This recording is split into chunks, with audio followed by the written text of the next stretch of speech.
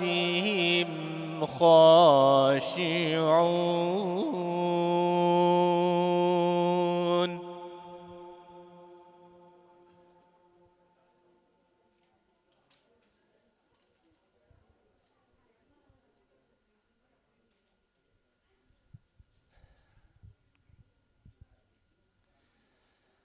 والذين هم عن اللغو معرضون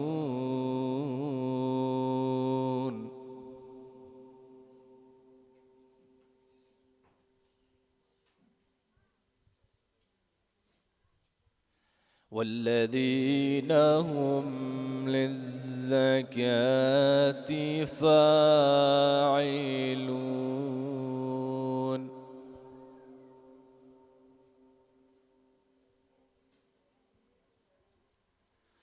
والذين هم لفروجهم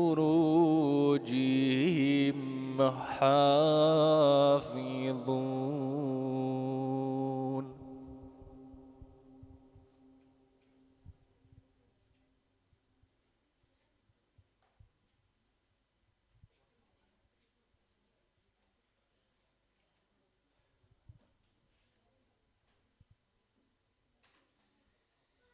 قد أفلح المؤمنون الذين هم في صلاتهم خاشعون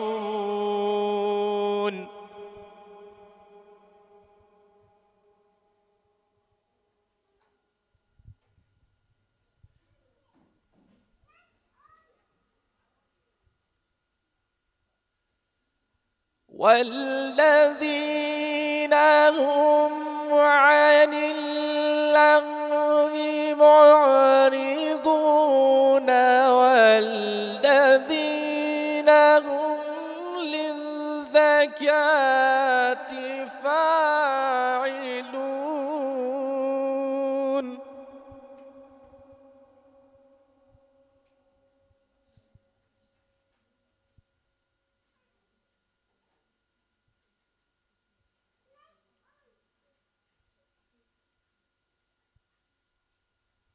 والذين هم للزكاة فاعلون والذين هم لفروجهم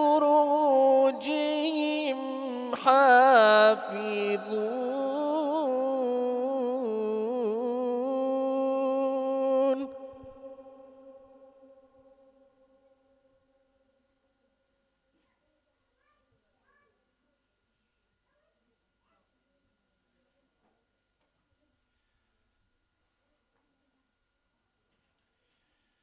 إلا على أزواجهم أو ما ملكت أيمانهم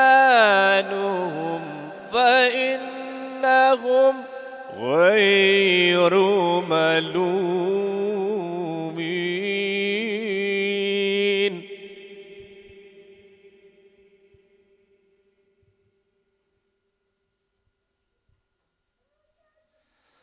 فمن ابتغى وراء ذلك فأولئك هم العادون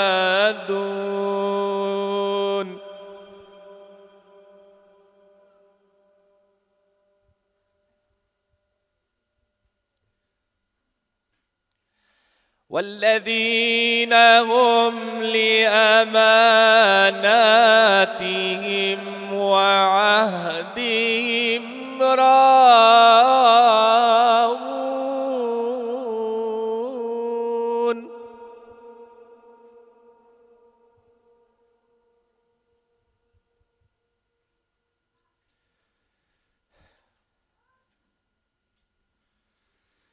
والذين هم على صلواتهم يحافظون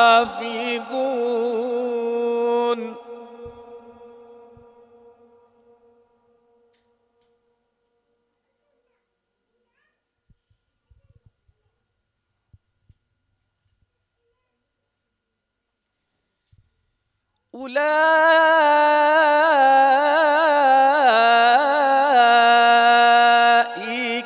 هم الوارثون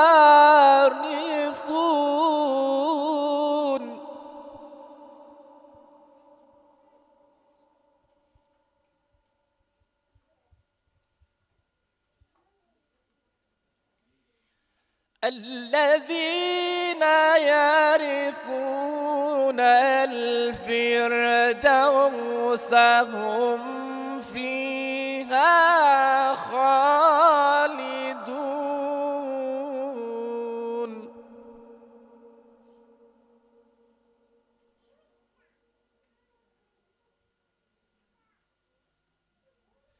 ولقد خلقنا الإنسان من سلالة من طين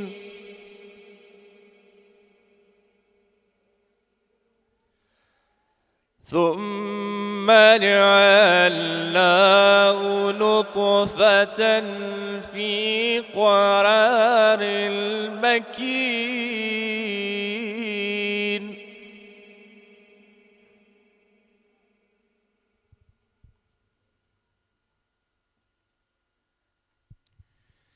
الله أكبر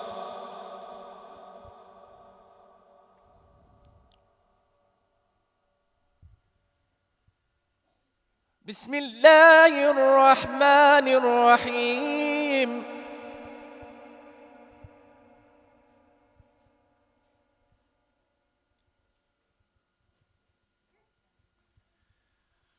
بسم الله الرحمن الرحيم والعصر إن الإنسان لفي خسر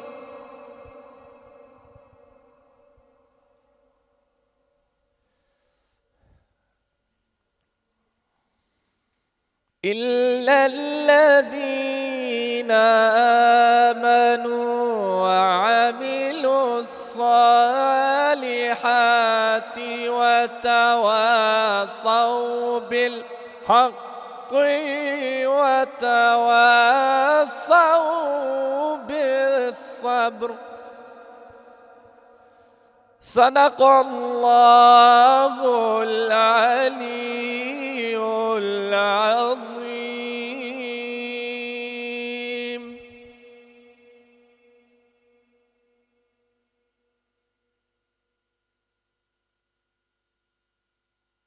صلوات.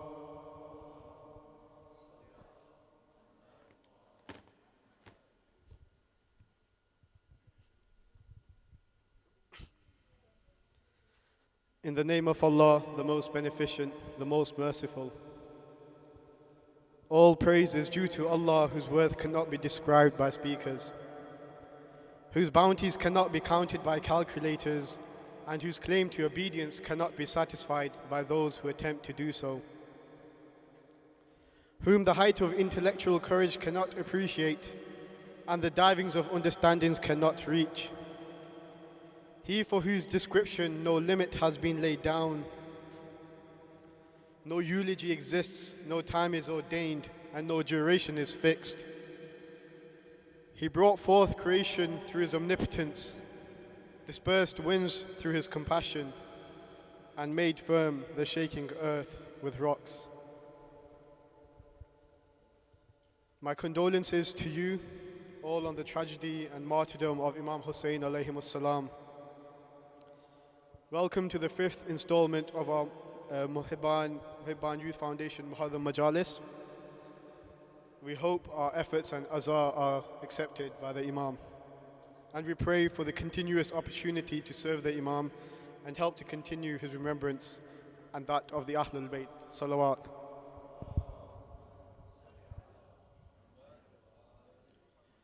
Just to run through a couple of announcements.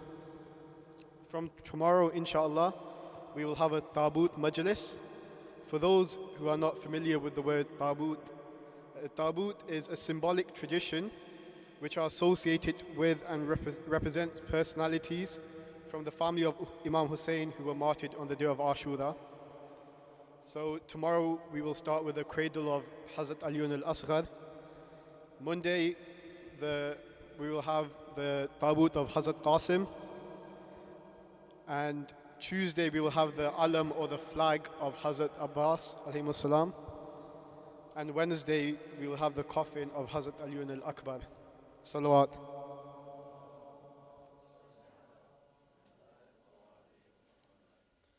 Just a reminder that tonight at 11 p.m. at the Iraqi Center, also known as Dar al-Hadi, there will be a Q&A with local speakers that are in Manchester. Sheikh Abbas Panju will attend. We'll have Sheikh Jafar Ladakh, who is reciting at IUS. Brother Nabil Awan, who's reciting at Cheetham Hill. And yeah, that's about it. And on Wednesday night, there is a midnight majalis, which will take place at 4:04. And it's only a Masaib only.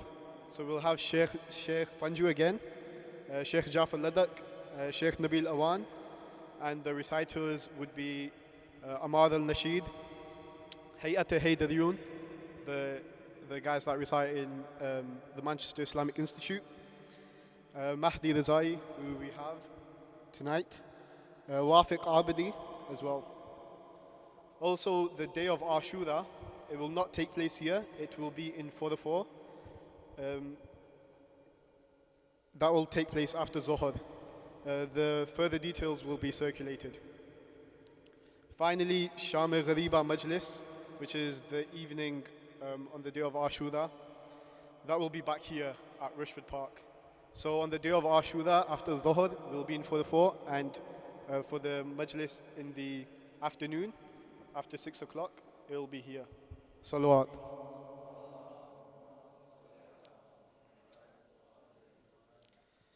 I'd now like to invite Sister Fatima Al-Hakim to share her poetic words about the Ahlul Bayt.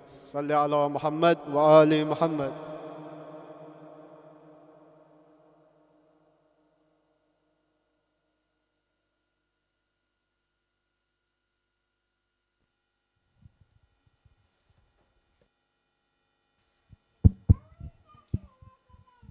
Inshallah, tonight's poem I have written from the perspective of Imam al-Hujjah Ajalullah Ta'ala Farajahu. In his honor, please sallu ala Muhammad wa ali Muhammad.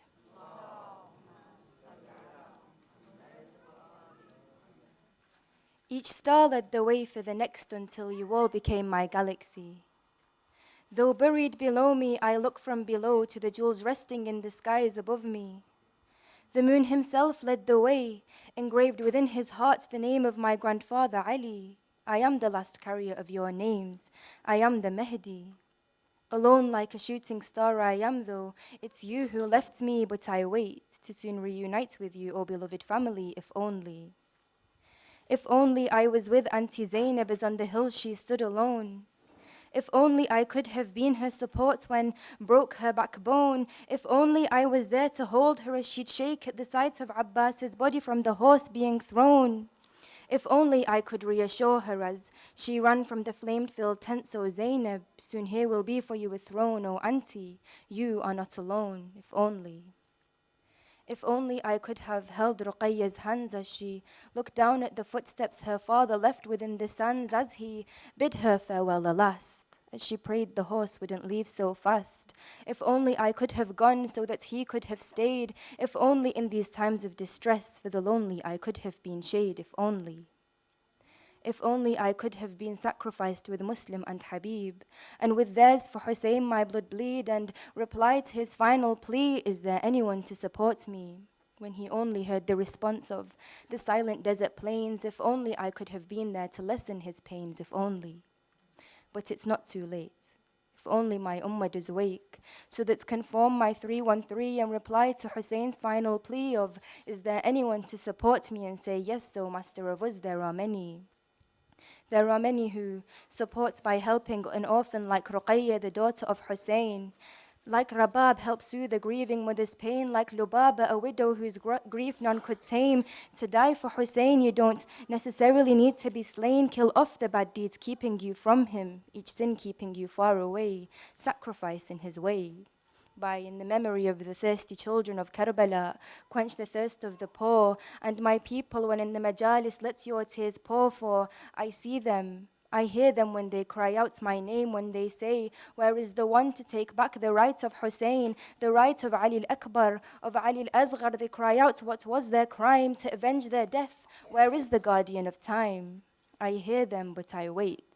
Hussein's death on my shoulders I carry as a weight. I hear them and am proud when they say, and maybe, just like in the story of Hur, when he acted upon the realization of the sin which he was committing, that he was united with his beloved Hussein, and maybe it's that one sin that we want to change, locked up in each of our consciences that's keeping us from the beloved, the awaited Mahdi, and yes, I say with them. If only I could have been with Hussein and support the one who was so heartlessly slain. And though from Karbala it's been so many years, through our tears, alive his revolution we can keep. With the actions that are followed by the tears for him we weep. Sallu ala Muhammad wa ali Muhammad.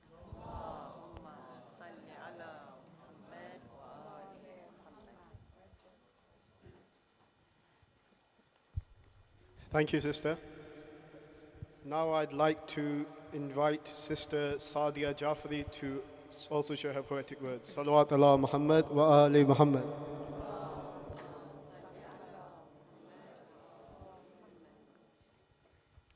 Assalamu alaikum, everyone. My name is Sadia Jafri, and I've written a poem that I'd like to read out to you. It's called Followers of Ali. I hope you like it. Who is this group of people we can see from afar?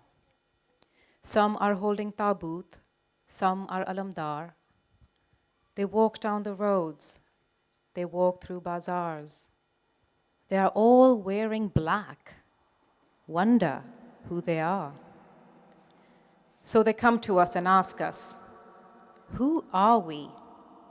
And we tell them, we are Nakvi, we are Alavi, we are Abdi, we are Zaidi, we are Musavi, we are Rizvi, we are Kazmi, we are Jafri.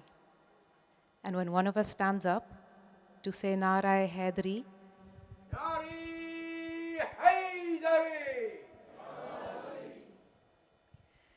when one of us stands up to say Nara Haidari, the rest of us unite to say Ya Ali.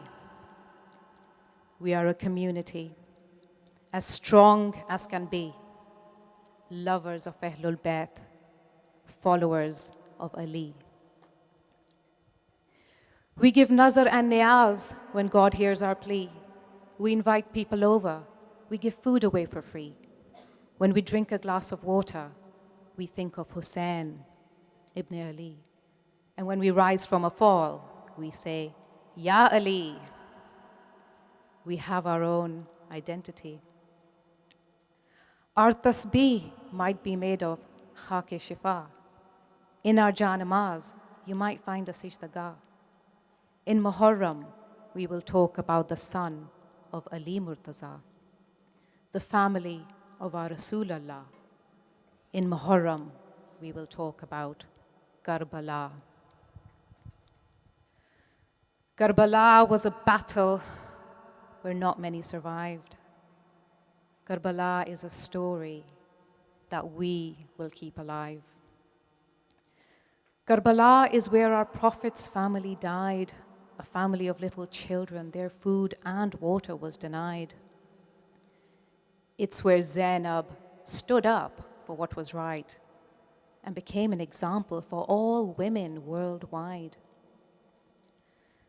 Karbala is where little Sakina cried when she saw her father as she lay beside.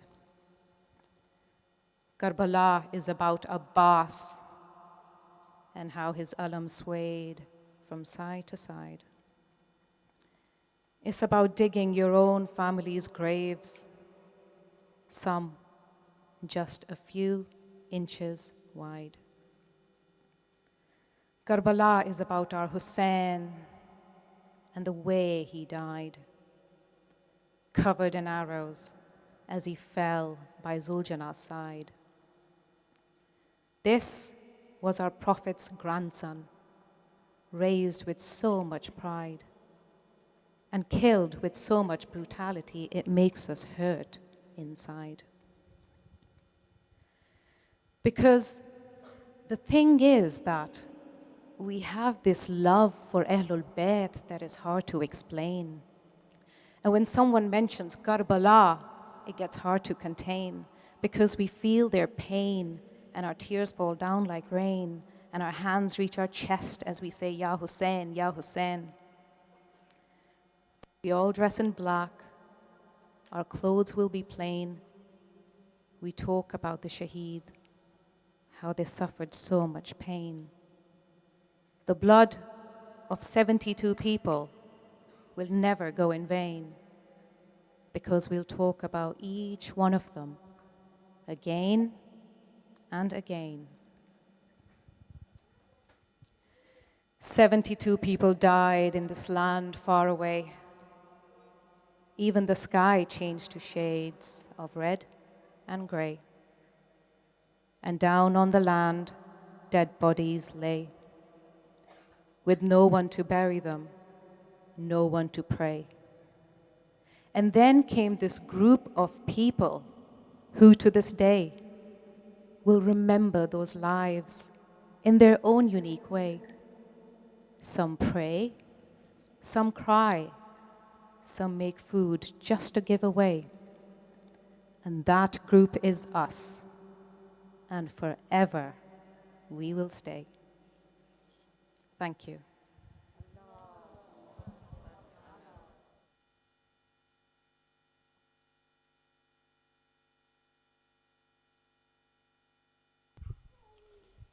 Thank you, sister, for those heartbreaking words.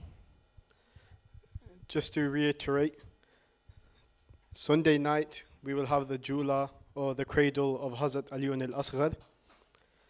Monday night we will have the Ziyarat of Hazrat Qasim. Tuesday we will have the flag or the alam of Hazrat Abul Fadl. And Wednesday night we will have the Taboot of Hazrat Aliun al-Akbar. Salawat.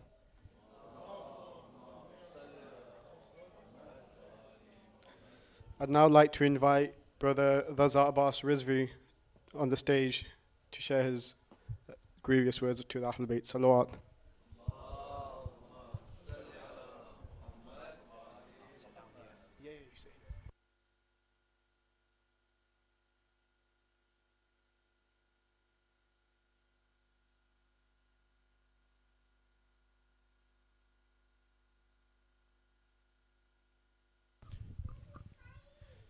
صلوا على محمد وآل محمد.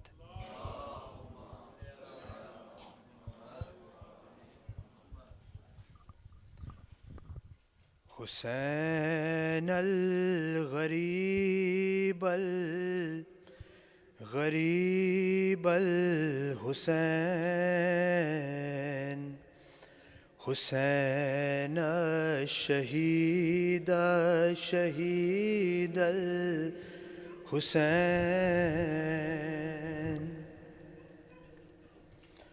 The moon of Muharram is here yet again. Hussein is calling for us yet again. Zahra weeps when she hears his name. O Shia, fulfill the promise we made. Our Hussein is stood all alone. Zainab is wearing shackles and chains. Hussein al-Gharib al-Gharib al-Hussein Hussein al-Shaheed al-Shaheed al-Hussein. By the Furat, my Abbas won't respond. Hussein, please wake up. Zainab cries. Muhammad can't bear to see this sight. His grandson lays in pieces tonight. Come back to me, my dear grandson. How long I have yearned to see you. Everyone together. Hussein al-Gharib Hussein al-Shaheed al-Shaheed Hussein al-Gharib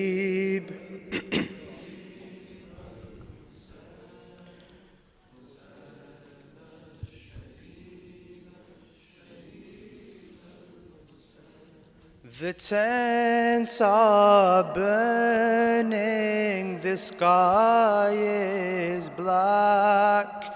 Sajjad is sick, he can't even stand. Sakina is running, she is afraid. One man takes her earrings away.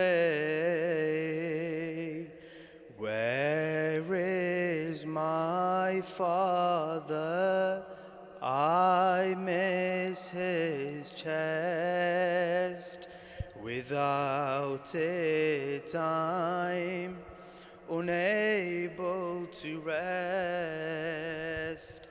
Hussein al-Gharib Everyone together, please. Hussein, Hussein.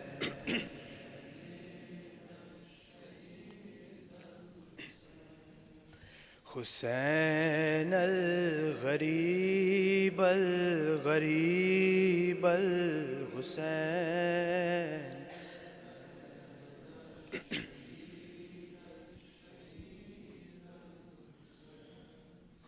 Akbar, Asghar, Qasim and on.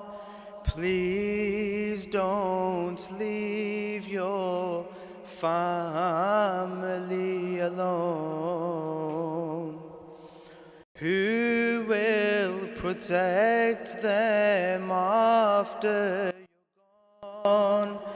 The burning chains and the journey to Sham. The heads on spears, how will they see?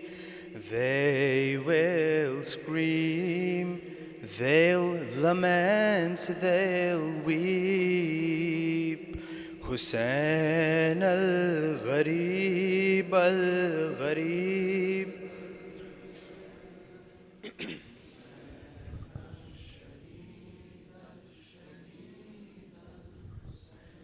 Hussein al-Gharib al-Gharib al-Hussein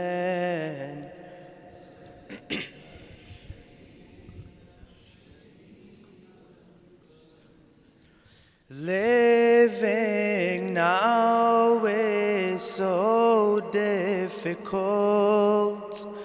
We miss your guidance and support.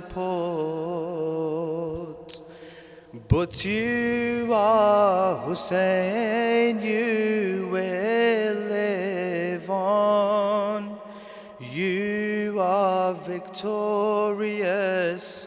You have won. Peace be upon your noble soul. Pleasing you is my only goal. Hussain al-Gharib al-Gharib, Hussain al-Shaheed al-Shaheed al-Hussain. صلوا على محمد وآل محمد.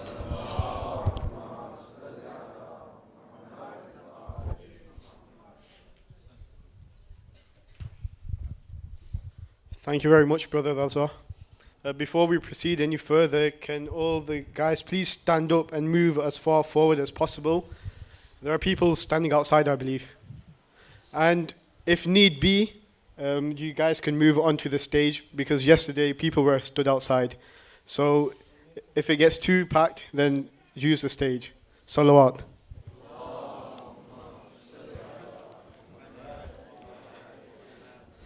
I'd now like to call up Brother Dawood Jafri, who wants to mention a few words about Muhibban al-Mahdi. Salawat.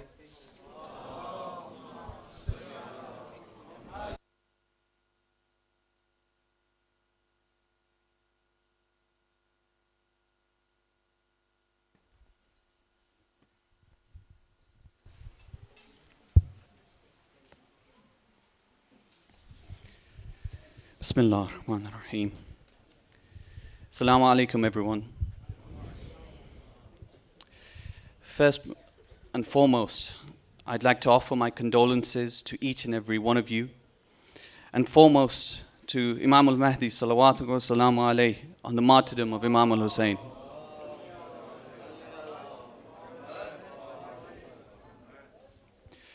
I'll take a few minutes of your time tonight just before we welcome the Sheikh for his lecture. Today I want to ask you, what does Ashura mean to you?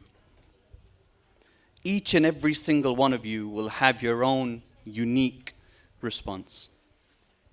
Ashura means many things to each and every single one of us. For many of us, it's an opportunity. It's an opportunity to relive and relinquish the pain we carry inside of us. For Muhibban al-Mahdi, Ashura and Muharram is a platform. It's a platform which we use to extend the message of Imam al-Hussein, the persona of Imam al-Hussein, the teachings of Imam al-Hussein to you, our wonderful and great community. So that every single one of us here, listening online, can change our lives and can change our destiny. As you all know, Muhibban has been around for over 20 years now. This year you'll see many new faces. You've seen Brother Faizan, you've seen many of the sisters working tirelessly. The team of people that we've got working for the Ashura Majalis series has been working tremendously hard to put together this series of events. 12 nights for you, 12 nights to commemorate the martyrdom of Imam al-Hussein. This series and all of the efforts and the countless hours that go into it also require substantial funding. Without this funding, we simply would not be able to host these events. Just this center, this hall that we've arranged, costs us upwards of £2,000. On top of that, we don't own any of the equipment that you see here. We have to rent it all.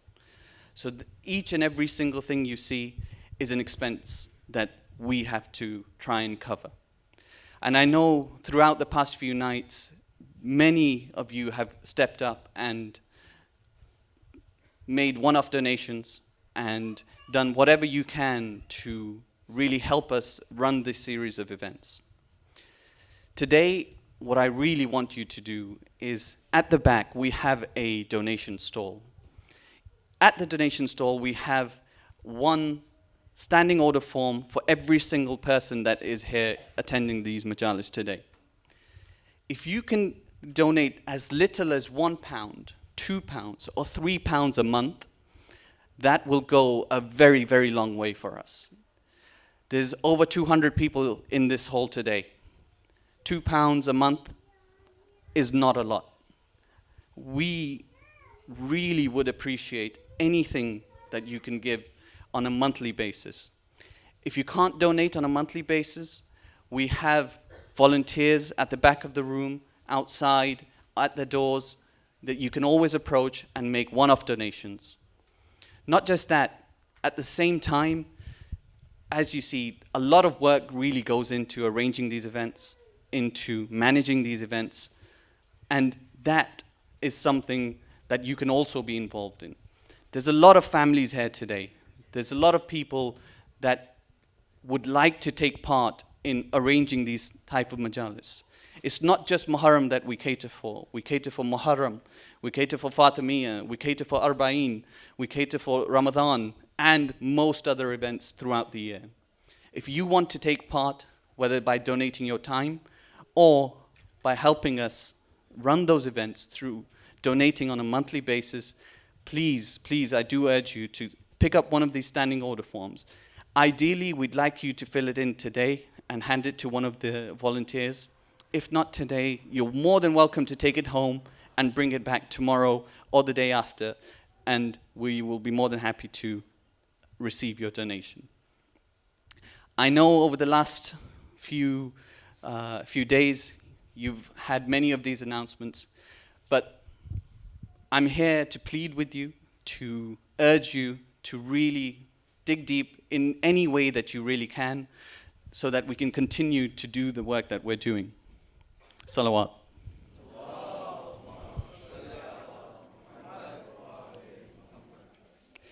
Lastly, as you know, Muhibban is really reliant on your support, and we're pushing the boundaries in providing the best and the purest and the most humble experience in the name of the Ahlul Bayt alayhim as-salam. As we tread new, untested waters, this is the first time we've had our own center where we've been able to hold these majalis. All of our services and all of our offerings, we are trying to make them available for everyone within our community, whether that's the young children, whether that's families with children, whether that's the youth, whether that's the elders. In order to accommodate everyone, we've set up amazing facilities such as the creche area, which is at the back. Initially, I know there may have been some issues there, but as of today, we've set up a live stream there and audio facilities. So if you do have a child and you want to make use of the facility, please do so. And over the past few nights, we've realized that at times it can be very difficult and challenging to always keep young children and toddlers silent at all times. It's such as their nature. We realize that our continuous announcements may have come across a little bit heavy-handed, and for this we do sincerely apologize. Our intention is to facilitate everyone, all the parents and all the kids, and to create a welcoming family environment for everyone. All we ask is parents to ensure that their children are not running around and roaming around the hall. Myself today, I was trying to turn the light on and I blew the fuse. So it can happen. There's a lot of wires, especially across the sides of the rooms. We don't want it to create a health and safety risk. We don't want anyone to get injured or hurt in any sort of way at all. So throughout these announcements, our intentions have not been to cause any offense or to upset anyone. I know some of you may have seen it that way, so we do sincerely apologize for that. We want to thank you all for your tremendous support and your uptake for these Muharram Majalis. I've been told that there are still people waiting outside, especially in the women's area. So if the brothers over here at the front, can I ask you to come onto the stage before we welcome Sheikh back on? Sallallahu ala Muhammad wa ali Muhammad.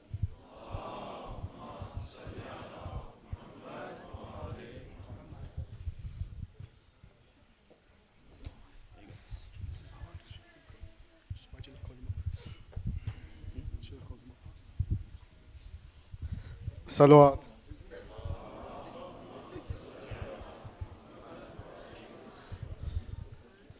Can I please invite Sheikh Abbas Panju to deliver his final part series on the Adhan. Salawat ala Muhammad wa ali Muhammad.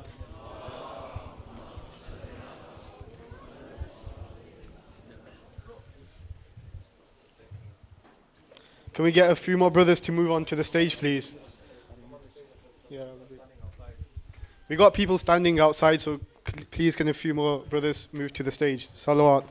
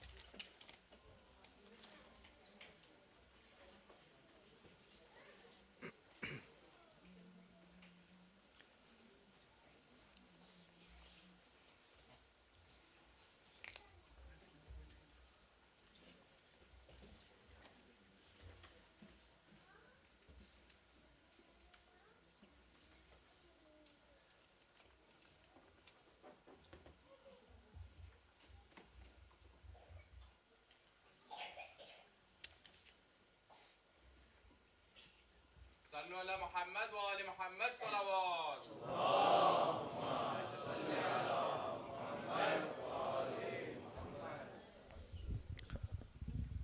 أحسنت. Thank you.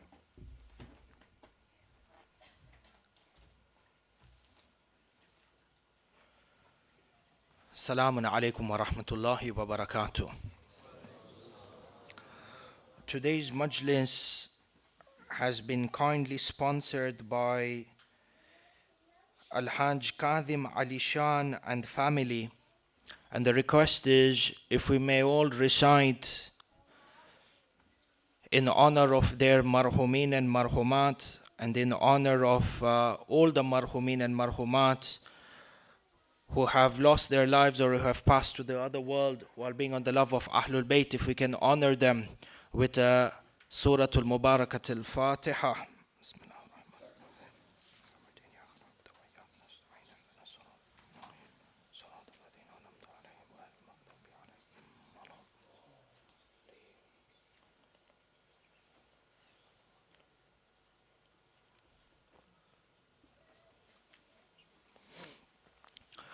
And we pray to Allah Azza wa Jal, by the sake of these grand nights, these nights that changed history, these families that come together to sponsor the majalis of Imam al-Hussein, and to ensure that the dhikr of Imam al-Hussein remains alive, we pray to Allah subhanahu wa ta'ala to register this good deed and for Imam al-Hussein himself to reward them. And we pray to Allah subhanahu wa ta'ala that all their hajat may be fulfilled in the dunya as well as in the akhirah. As well, my brothers and sisters, we have a 9-month-old infant by the name of Qasim who is not in the best of health.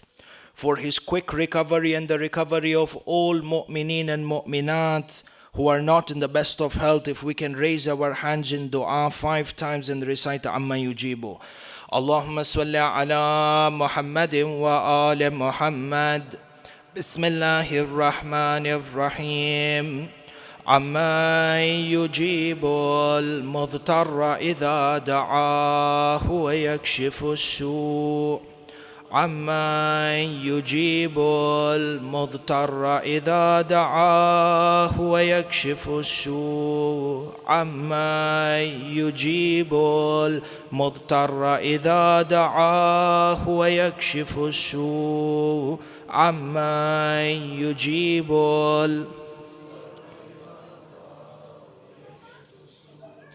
عمن يجيب المضطر إذا دعاه ويكشف السوء. اللهم إنا نسألك بحق أهل بيت النبوة ونسألك بسيد الشهداء. يا الله يا الله يا الله.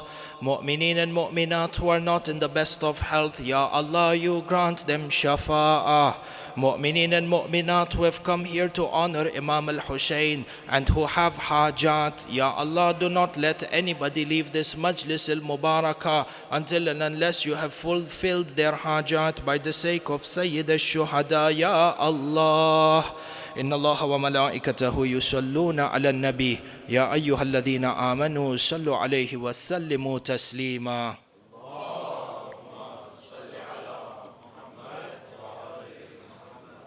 أعوذ بالله من الشيطان اللعين الرجيم. بسم الله الرحمن الرحيم. الحمد لله بارئ الخلائق الأجمعين باعث الأنبياء والمرسلين، ثم الصلاة والسلام على أشرف الأنبياء حبيب قلوبنا وشفيع ذنوبنا أبي القاسم محمد. اللهم صل على محمد وآل محمد.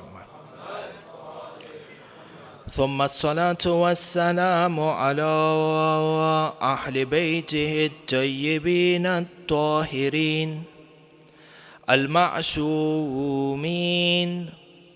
المظلومين، لا سيما ولي الله الحجة ابن الحسن صاحب الأمر والزمان. اللهم صل على محمد وآل محمد. روحي وأرواح العالمين له الفداء، ولعنة الله على أعدائهم أجمعين من الأولين والآخرين إلى قيام يوم الدين. صلى الله عليك يا مولاي يا أبا عبد الله. صلى الله عليك يا مولاي يا أبا عبد الله. يا رحمة الله الواسعة ويا باب نجاة الأمة،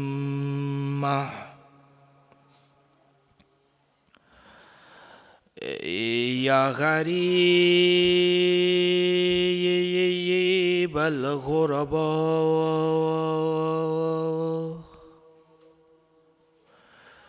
يا مظلوم كربلاء. السلام على من جعل الله الشفاء في تربته. السلام على من الإجابة تحت قبته. السلام على ساكن كربلاء. فيا ليتنا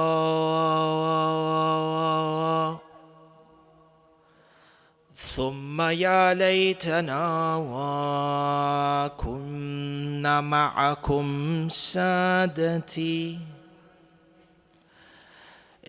يا سادتي، فنفوز فوزا عظيما.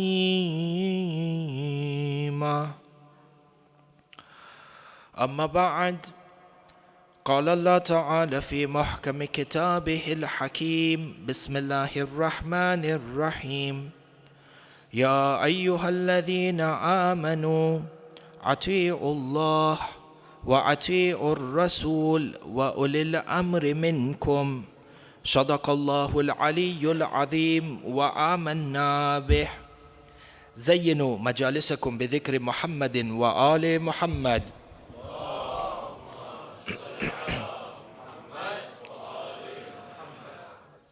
Ahibai, over the last 2 nights, we embarked upon a journey in regards to analyzing the philosophy and the wisdom and the formulation of the Adhan.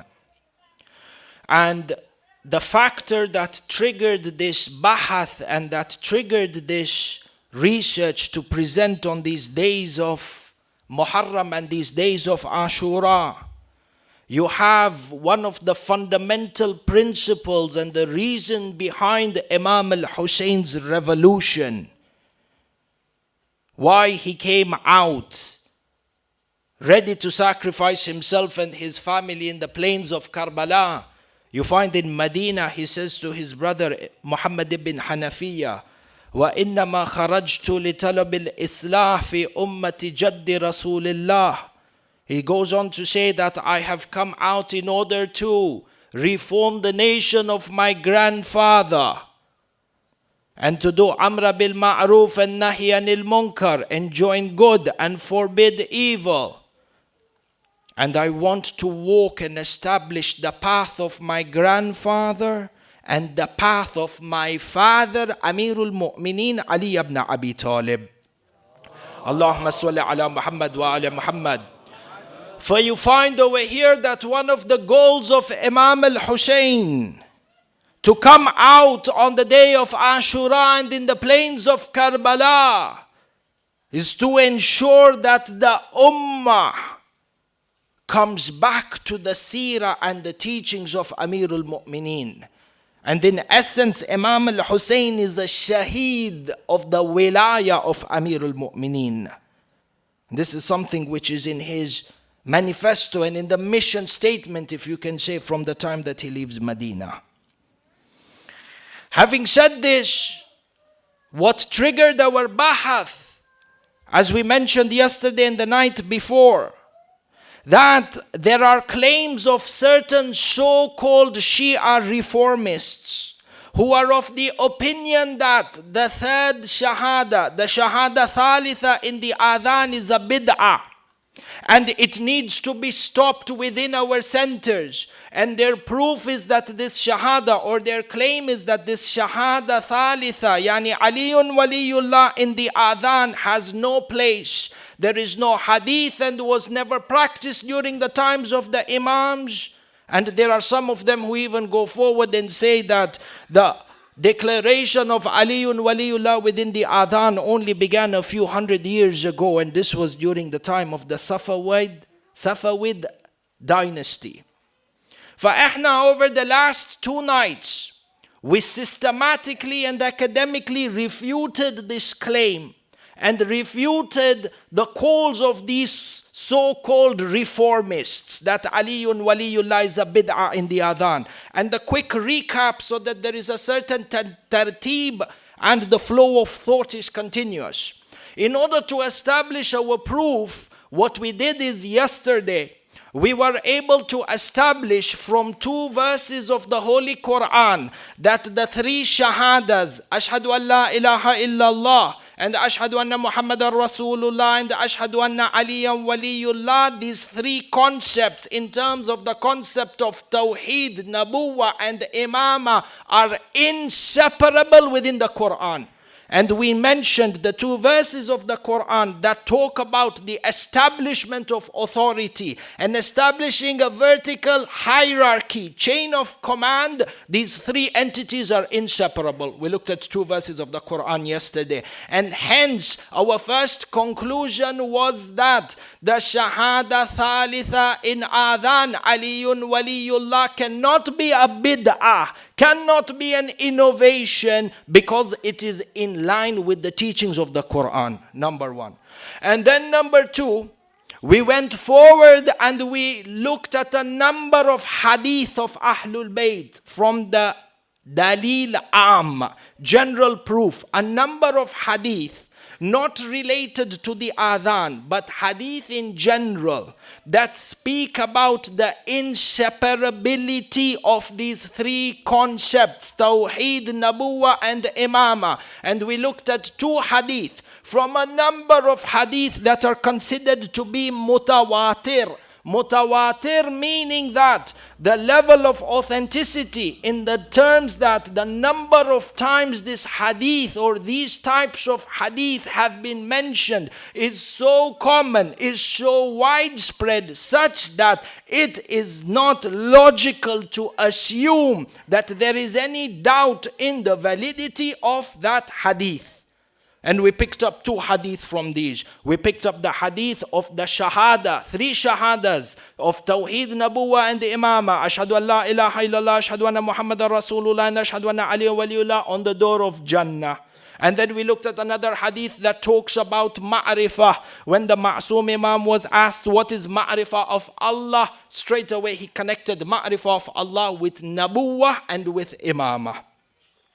And then we moved forward and we came to a third set of burhan. The third set of proof was analyzing those hadith in particular that speak about the shahada thalitha, Aliyun Waliyullah, inside of the adhan. And we looked at three texts, or we looked at the works of three scholars yesterday. Sheikh Saduq in Man La Yahdaruhu al-Faqih. We look at the work of Sheikh Tusi in his book Al-Mabsut.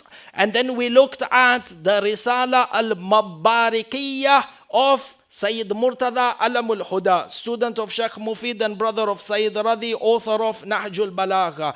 Each one of them powerhouses when it comes to tashayyu', and the fact that they lived during the time of the early stages of Ghaibatul Kubra or the end stages of Ghaibatul Sughra. And when we analyze their hadith from yesterday, Ahibba'i, there are three main conclusions that are to be derived, and this is the beginning of today's lecture. So with everything that has been discussed yesterday, the khulasa, the summary, are three major points. When we look at the works of Sheikh Saduq, Sheikh Tusi and Sayyid Murtada Alamul Huda, there are certain realities that come to light. And each one of them is very daqiq, precise. For please pay attention.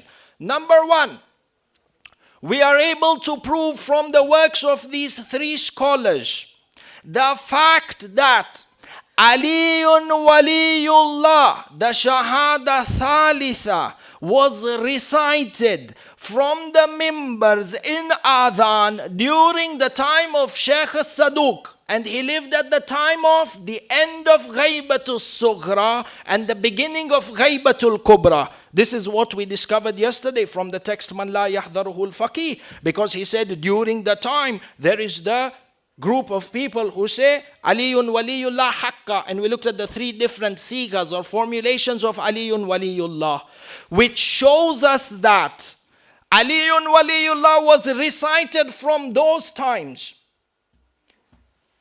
So therefore, the claim of these shayateen in the name of reformists of Shiaism, when they come and tell us that we need to stop Aliyun Waliyullah in the adhan inside of our centers because it was a bid'ah that was started during the Safavid dynasty, we are able to refute their claim because here we have our books that are authored from the time of Sheikh Saduq, 300 and something AH.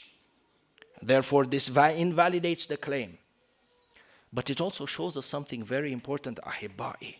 These people who come to attack and try to discourage us from reciting Aliyun Waliyullah within the Adhan, and we're talking about so-called Shia. When you look at them, you find that these claims that Aliyun Waliyullah started from the Safavid dynasty, Masakin do not have the most basic knowledge of history in regards to the Adhan. Be careful of who you take your deen from. Hi, Awwal. The existence or the fact that Aliyun Waliyullah was recited during those times. This is one reality. Point number two, we are able from these three texts to establish the fact that there exists hadith that talk about the validity of Aliyun Waliyullah within the Adhan. Because Sheikh At-Tusi mentions these hadith in Mabsut by saying that they are hadith that are shadh. So within Man La Yahdharuhu al-Faqih and within Kitab al-Mabsut of Sheikh Tusi, it is established the existence of the hadith. The difference comes in regards to the scholars. The difference is in amongst the scholars in regards to the validity and the authenticity of these hadith being a wajib part of the adhan. And we saw that Sheikh Saduq discounted these hadith on the basis that the practice of Aliyun Waliyullah was predominantly performed by the Mufawwada. But on the other hand, you find Sheikh Tusi differed from Sheikh Saduq tamaman, where he said these hadith that talk about Aliyun Waliyullah within the Adhan are hadith that are sahih, hadith that are authentic, but they have not been acted upon by the ulama over time. Which means that these categories of hadith are known as shadh. Shadh means hadith that are authentic, but for some reason or the other, the ulama did not implement these hadith over the time. Why they didn't implement, we will see towards the end of the lecture. And then we also understood that Sayyid al-Murtada Alamul Huda endorsed in his fatwa the recitation of Aliyun Waliyullah within the Adhan. So again, we are able to discount these so-called reformists that Aliyun Waliyullah is a bid'ah and did not exist, because this all existed during the times of Ghaiba, all of these, the early stages of Ghaibatul Kubra. Tayyib. We were also able to establish yesterday that the history of the recitation of Aliyun Waliyullah in the Adhan happened after the event of Ghadir, where we looked at a Sunni source that states that the first two people to recite Aliyun Waliyullah in the Adhan during the time of Rasulullah was found in a manuscript in a Maktaba library in Dimishq, 7th century Sunni scholar, where he said the first two people were Abu Dhar and Salman. Therefore, when we have hadith in these regards to the recitation of Aliyun Waliyullah in Adhan, ajib how somebody comes and says bid'ah and tries and stops this within our centers. Ala kullin. If we come back, how do we join these stances of the ulama in regards to this day and age? Because if you were to look at the different fatawas of all our marajat taqleed, may Allah grant them a long and a healthy life, the righteous ones from amongst them, you find that the ulama, the marajat taqleed, and when we say ulama, we hear marajat taqleed, the one who represents Shiaism. The marajat taqleed across time, because of these differences in regards to establishing the validity of this hadith, and the differences that started, as we can see, from between Sheikh Saduq and Sheikh Tusi, rahmatullah alayhima, you find that marajat taqleed across Islamic Shia history, across Islamic history, can be divided into two categories in regards to the issue of Aliyun Waliyullah within the Adhan.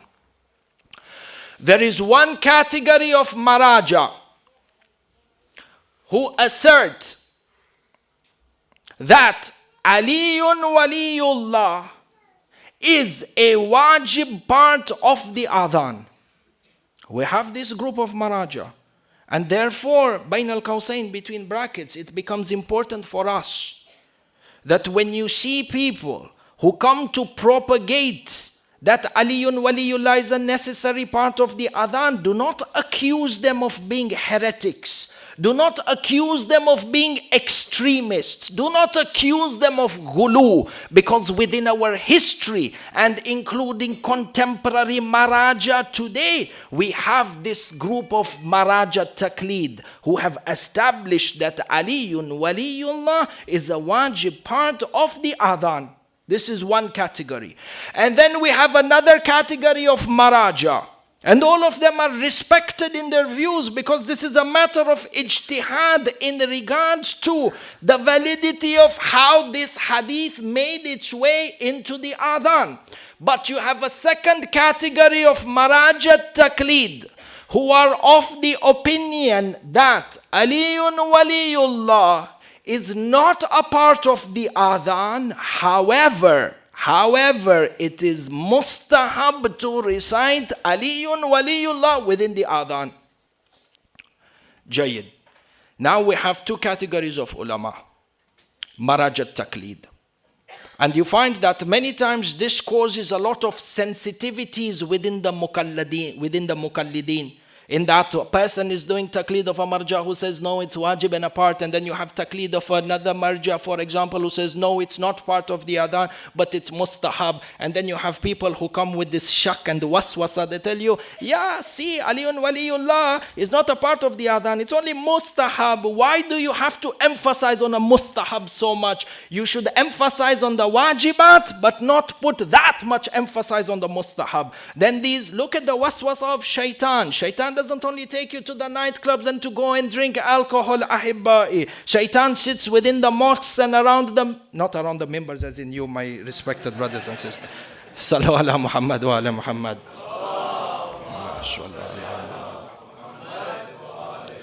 They sit in the mosques and they make sure that they mislead us using the religion. For they come and they put the waswasa and the shak. Why are you paying so much importance on a mustahab? And you are emphasizing on mustahabat more than on wajibat. All of us have heard these excuses before. Sahih Lola, or I live in a different world. We have all come across this. Now how do we come and how do we unite the Shia Ummah together? Because you have a group again. The kalam over here is where? You have a group of maraja, a category of maraja who say Aliyun Waliyullah is a part of the adhan, and they have mukallideen. And you have a group of the maraja who say Aliyun Waliyullah, even though it's not part of the adhan, it's mustahab. So you have these shayateen come in the middle and they manipulate these rulings to cause fitna in the ummah. How do we bridge the entire Shia Ummah together and make sure that they are not disunited over Aliyun Waliyullah in Adhan? Look at how contradictory this statement is. Wallahi, sometimes it's shameful. To make sure we are not disunited over Aliyun Waliyullah in the Adhan. Ajib. In any case, what is the hal for this? The solution for this is given in one of the fatawa of one of our maraja, marhum Ayatollah al-Udhma Sayyid Muhsin al-Hakim, where through his one fatwa he was able to bring together the mukallideen of all the different maraja under one banner and ensure that the technical differences of whether Aliyun Waliyullah is a part of the adhan or not, how can we bring them together? Look at this fatwa of Ayatollah Muhsin al-Hakim. And this, as you know, Ayatollah Muhsin al-Hakim, teacher of Ayatollah al-Khuy, one of the powerhouses of Najaf al-Ashraf during the time of the dictatorship inside of Iraq, when the Ba'ath party were getting towards its peak. You have ulama such as these who ensured that tashayyu remains as is. You have Ayatollah Muhsin al-Hakim in his writings of fiqh, known as Mustamsik al-Urwat al-Wuthqa. Urwat al-Wuthqa is a text in fiqh authored by Ayatollah Yazdi, Muhammad Kadhim al-Yazdi, rahmatullah alayh. A book of fiqh istidlali. Every marjat taqlid, every mainstream marjat taqlid has authored a commentary on this book, Urwatul Wuthqa of fiqh. Sayyid Muhsin al-Hakim also authored, and what is in my mind, depending on the editions, maybe a 14 or a 15 volume commentary on Urwatul Wuthqa. When he comes to the part of the adhan, Sayyid Muhsin al-Hakim comes forward with his own opinion of whether Aliyun Waliyullah is technically a part of the adhan or not. He comes forward with his opinion. And then he comes over here and he says this. He proves the fact that it is mustahab from a number of ways. But this is the shahid. These are the words of Ayatollah Mohsin al-Hakim that close the doors of any type of waswasa and fitna when it comes to the adhan. He says, after proving his point and bringing forward his dalil, he says, بل ذلك في هذه الأعصار معدود من شعائر الإيمان ورمز التشيع. Sayyid Mohsin al-Hakim says, indeed this, yani or that, Aliyun Waliyullah in the Adhan, in this day and age has become a public slogan of our Iman and has become a symbol of Shiaism. فيكون من هذه الجهة راجحا شرعا بل قد يكون واجبا. Ayatollah Mohsin al-Hakim says, now if you understand, regardless of whether now you think Aliyun Waliyullah is wajib in the adhan or regardless of whether you think it's mustahab, he says, you need to understand that Aliyun Waliyullah is a slogan of your iman and is a symbol of your identity and of tashayyu. So from this perspective, it becomes desirable from a Shar'i perspective to mention Aliyun Waliyullah. Bal kad yakun wajiban. Rather, it may even become wajib. Ya Ali. Lakin la bi unwan al-juz'iyya min al-adhan. And then he puts his opinion over there, not as a part of the juz'a, from a technical perspective, but from the perspective that this is an announcement and a declaration of your faith.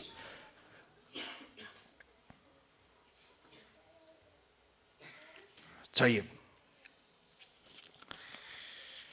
You find how the ulama and the maraja, with this one slogan, with this one fatwa, whichever side of the camping you are, whether you think technically it's a wajib part, or you think technically it's not a part of the adhan but mustahab, the Sayyid comes and brings both these camps together and says that regardless of whether on a technical perspective you think Aliyun Waliullah is a part of the adhan or not a part of the adhan, it's a representative of your faith. It cannot be removed from the adhan. Should not be removed from the adhan. Now I ask you, Ahibai, when it comes to taking guidance in regards to the teachings of the deen and sharia, we take from our ulama and our maraja, or we take from these people who are so-called reformists, who have maybe studied in atheistic universities. With all due respect, academia is very important, and Islamic studies in maybe non-Islamic institutions is important. But an atheistic university cannot give you that ta'aleem and that tarbiyah deeniyah that a hawza ilmiyah can give you. And this is important for us to realize. Sallu ala Muhammad wa ala Muhammad.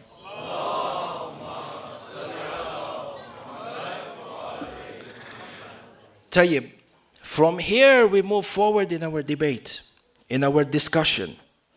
And we ask ourselves, what is the reason when somebody like Sheikh Tulsi rahmatullah alayhi in Kitabul Mabsut comes forward and says that this is a hadith that was shadh, yani a hadith that is authentic but the ulama never worked upon it? It becomes incumbent upon us to ask ourselves, why wasn't Aliyun Waliyullah? Why don't we have open cut clear traditions from the imams like Hassan and Hussein and Sajjad and Bakir and Sadiq and Kadhim and Rida, openly stating Aliyun Waliyullah? If there were cut clear hadith, perhaps there wouldn't be these issues or problems within our ummah. Why? The answer for this is very important. And to be aware of history is also very important. You have over here a number of reasons.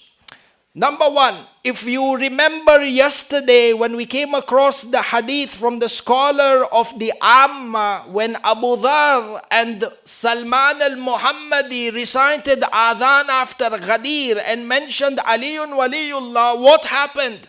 Straight away in both the cases, the ashab, the sahaba of Rasulullah went running to Rasulullah and started complaining about Salman and Abu Dhar's behavior.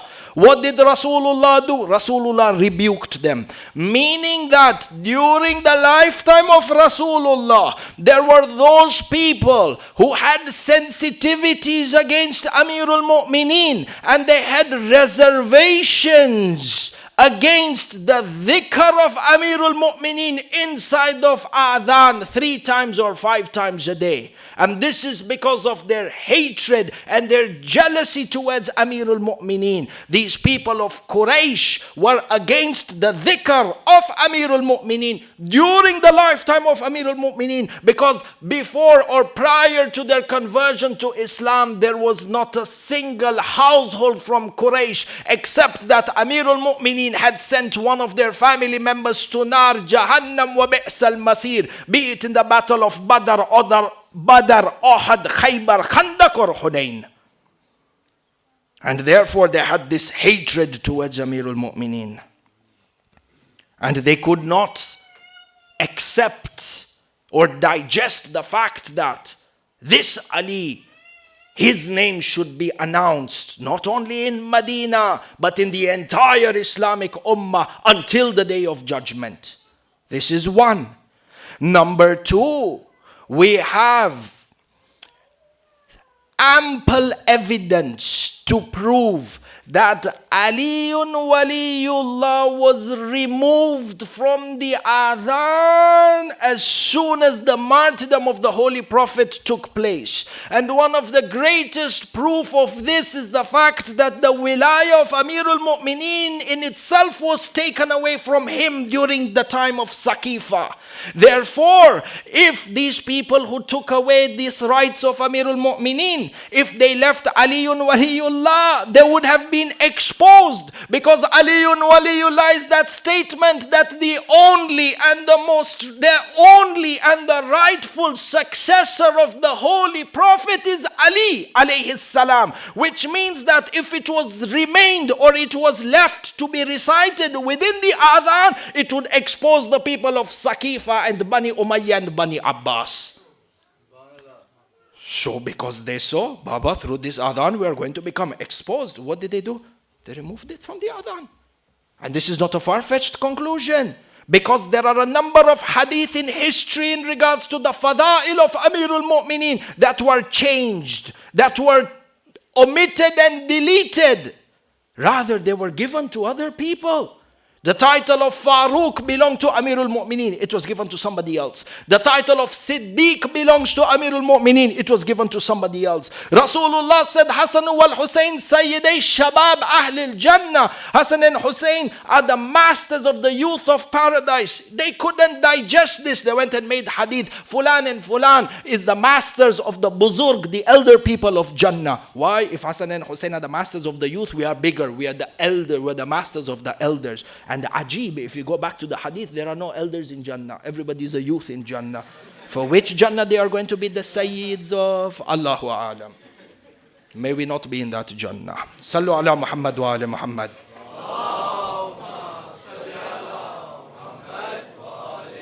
Tayyib. فإحنا أحبائي, and let me also just put this in, such that there is no misconception that we are trying to stir sectarianism and madri shula. An academic debate and an academic discussion where we are preserving the faith of our shabab.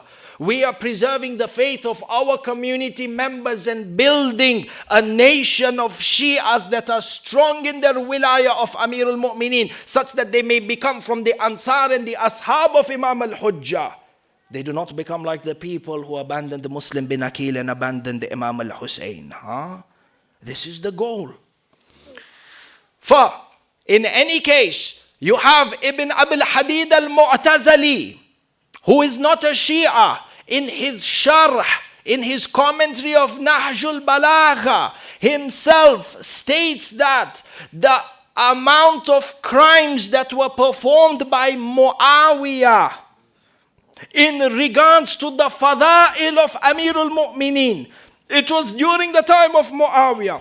And those people of Saqifa who came before Muawiyah, who did everything in their power to conceal the fada'il of Ali. Because the more the people would know about the superiority of Ali, the more they would rebel or they would shun that leadership of Saqifa and Bani Umayyah. And therefore it was in their best interest to hide this history. Ibn Abil Adi Hadid al-Mu'tazili in Nahj al-Balagha in the Sharh says that Muawiyah went through great extremes to conceal the merits and the fada'il of Ali ibn Abi Talib, to the extent that people who were preachers, the leaders of Salatul Jama'ah, they were gathered and they were rounded up in the government houses or in the courts and were given stern warnings against even mentioning the name of Ali. Such that in one of the books of history it is written that a declaration by Muawiyah, anyone found reciting or mentioning any of the merits of Ali ibn Abi Talib, his life is not safe anymore within the Islamic land. To mention Ali by name, Ibn Abil Hadid al-Mu'tazili says, to mention the name Ali from your mouth, the name Ali to come out would be a crime. This they wouldn't allow you to do. You think they would allow you to recite Ali wa Waliullah in Adhan? We have reason and sufficient evidence to believe that it was wiped out from the Adhan. In fact, anything to do with Amirul Mu'mineen or with Ahlul Bayt within the Adhan was also removed. Alaman bikum, you should know as scholars and as students of Shiaism that the non-Shia Adhan is an Adhan in which tahrif has occurred. Yani, it has been distorted. Because within the original Adhan that was recited during the time of Rasulullah, Hayya ala khairil amal was a part of the Adhan. It was removed after the martyrdom of the Holy Prophet. When Bilal, after seeing the oppression on Sayyidah Fatima al-Zahra alayha salam, Allahumma salli ala Muhammad wa ala Muhammad, left Medina and stopped giving the Adhan, the next Mu'adhin they found to replace him removed Hayya ala khairil amal from the Adhan. Do you know why they removed Hayya ala khairil amal from the Adhan?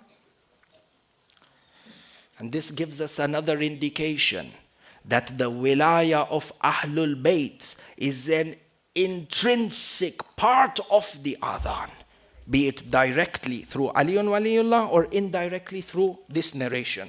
Look at this hadith. Hadith is Sharif, which is narrated in Kitab Wasailu Shia. Al-Hurr al-Amuli, rahmatullah alayh, one of the greatest encyclopedias of Shia hadith that we have. In this hadith, he speaks about, under the section of Kayfiyat al-Adhan wal-Iqama, how the Adhan and the Iqama should be recited, all the parts, all the adab, all the akhlaq, all the thawab, and so on and so forth. He says, Hadith an Muhammad ibn Abi Umair. He says, Annahu sa'ala Abul Hasan alayhi salam. Abul Hasan over here, yani a reference to Maulana Imam Musa ibn Ja'far al-Kadhim Babul Hawa'ij alayhi salam. Allahumma shalli ala Muhammad wa ala Muhammad. An hayya ala khairil amal lima turikat min al-adhan. He says, Muhammad ibn Abi Umair asked Imam al-Kadhim, why was Hayya ala khairil amal removed from the Adhan? The Imam replied back to him and said, Turidul illa al-dhahira aw al-batina. He says, do you want the superficial reason or do you want the inner, deeper, real meaning for this, reason for this? Kulut.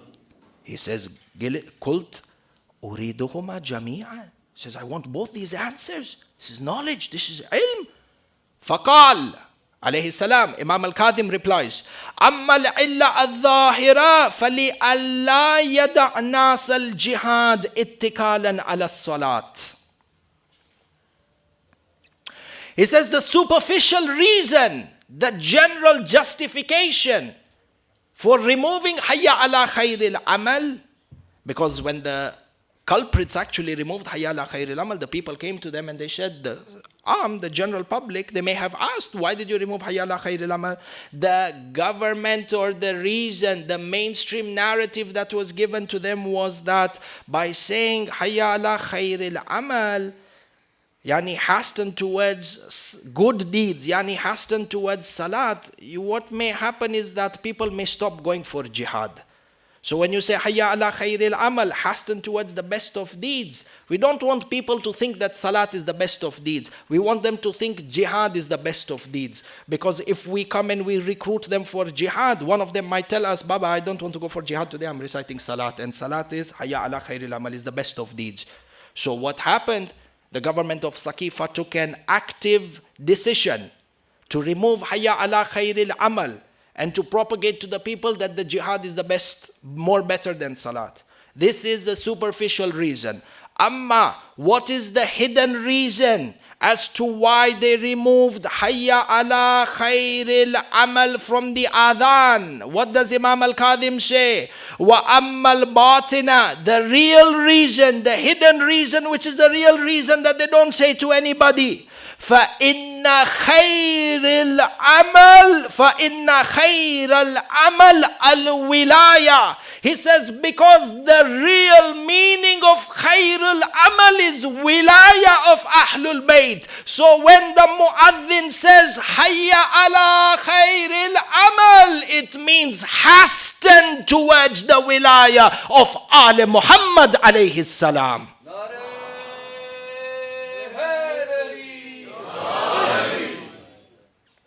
He says, فَأَرَادَ مِنْ أَمْرٍ بِتَرْكِ حَيَّ عَلَى خَيْرِ الْعَمَلِ مِنَ الْآذَانِ أَنْ لَا يَقَعْ حِثَّ عَلَيْهَا وَدُعَاء إِلَيْهَا.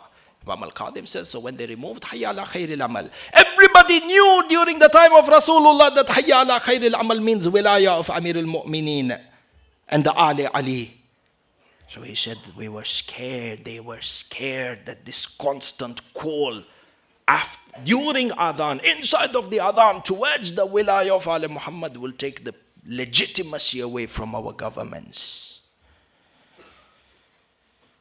From here you see the extent of the oppression that the Shias of Ali Muhammad have gone through over history. And despite this name Ali still flies high in every corner of the earth. The more they tried to kill the Shias of Ali, the more they grew in numbers. There isn't an explanation except that this is a deen, this wilaya of Amir al-Mu'mineen is protected by Allah Himself.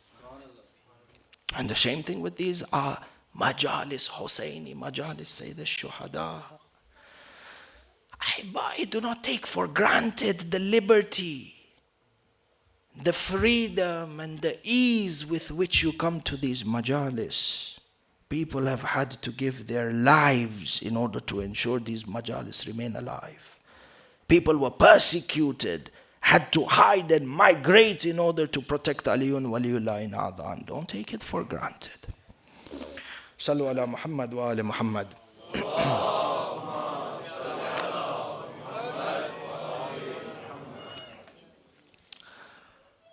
The persecution of Ahlul Bayt, ya Ahibbai. And tonight, we want to recite the Masaib, the eulogies, the two princes of Sayyidah Zainab al-Kubra, Sayyid Awn and Sayyid Muhammad. The narrations mention that on the day of Ashura,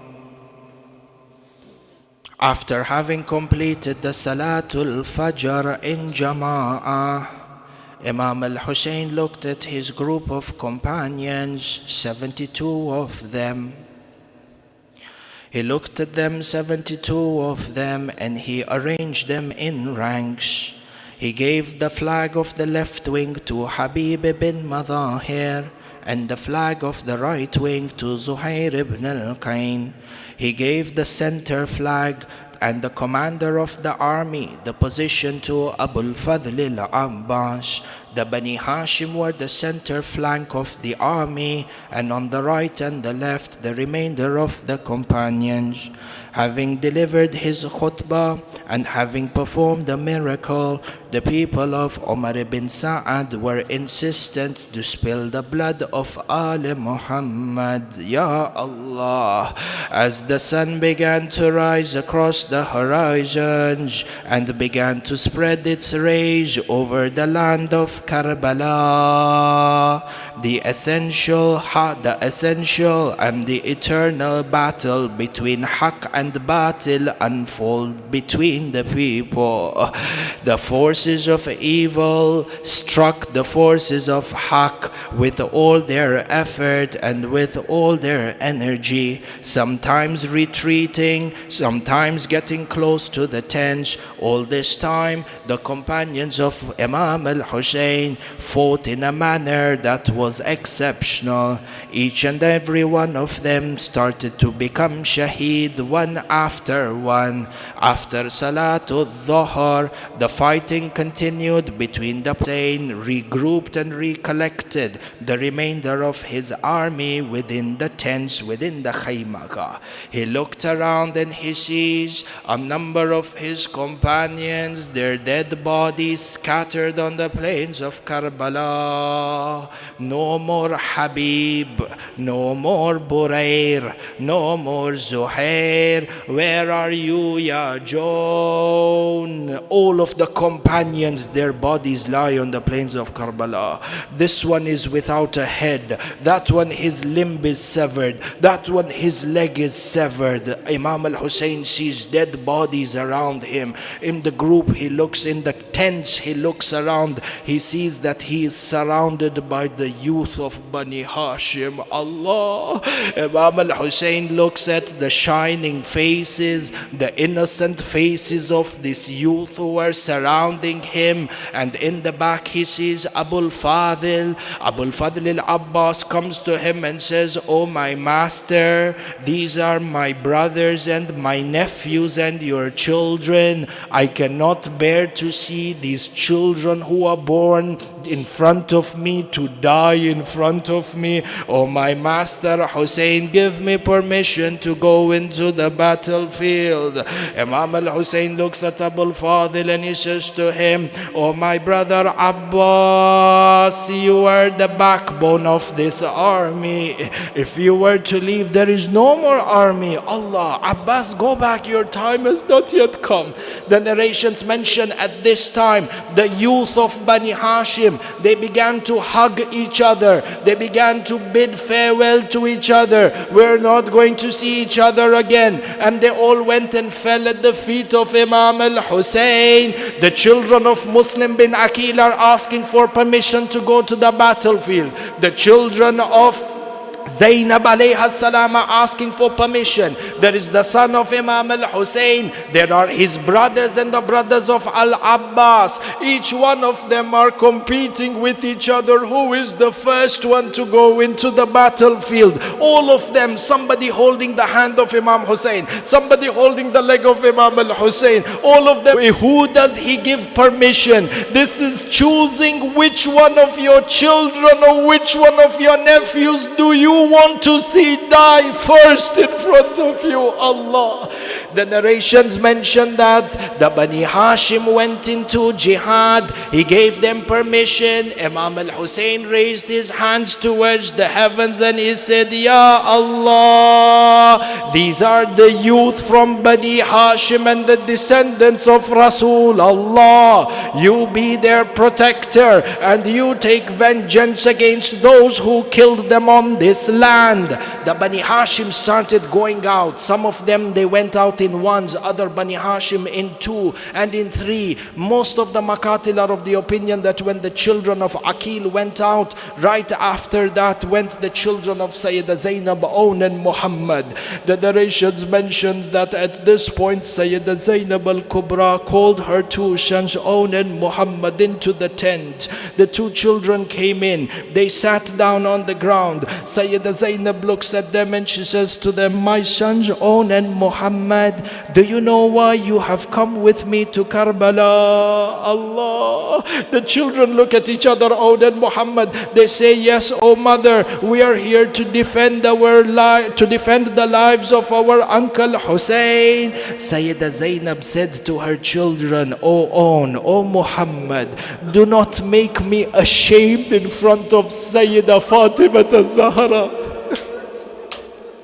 Do not make me ashamed in front of Fatima al-Zahra, such that I have to say to Fatima that I preferred the life of my sons over the life of your sons. Allah. With this, Sayyidah Zainab gave Own and Muhammad permission to go into the Maidan. In fact, she commanded them to go into the Maidan. They went, they took permission from Imam al-Hussein. The narrations mention Abu Abdullah hugged Own and hugged Muhammad. He kissed them on the forehead and he allowed them to go into the jihad. Wala hawla wala quwwata illa billah. The narrations mention Own and Muhammad both went into the battlefield together, each one of them performing a jihad. These are the grandchildren of Ja'far al-Tayyar. These are the grandchildren of Amir al-Mu'mineen. Own and Muhammad were fighting side by side,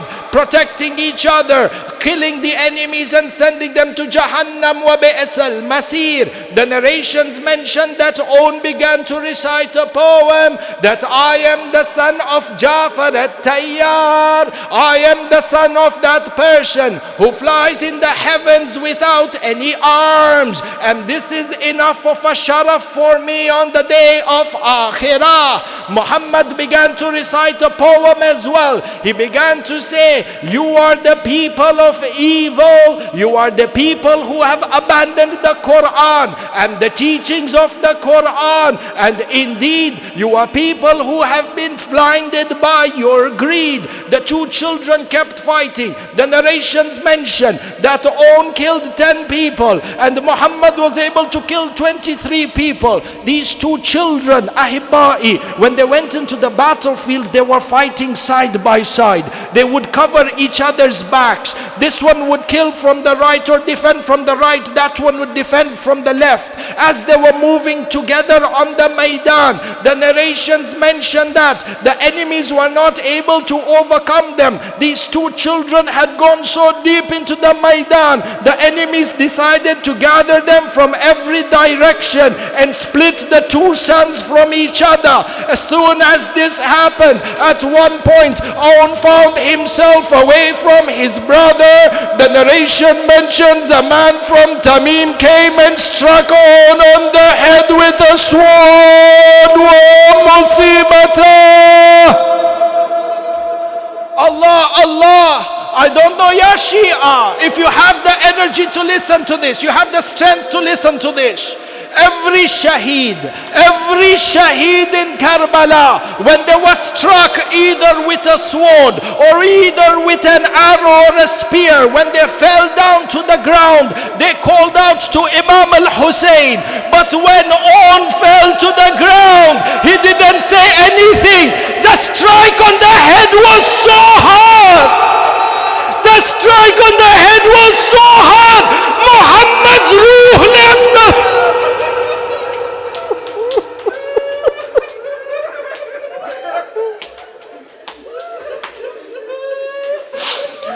The strike was so hard, Own's ruh came out of his body before he fell.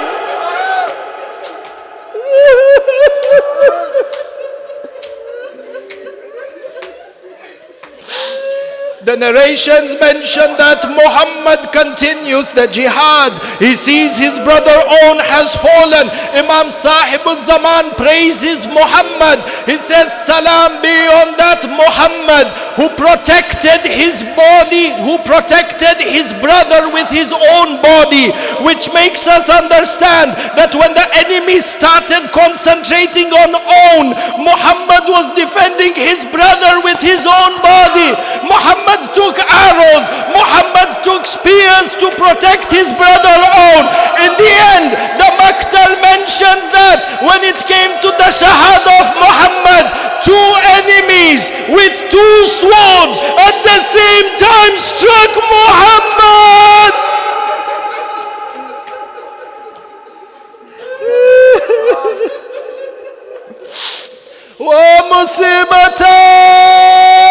The two young boys fall down on the Maidan.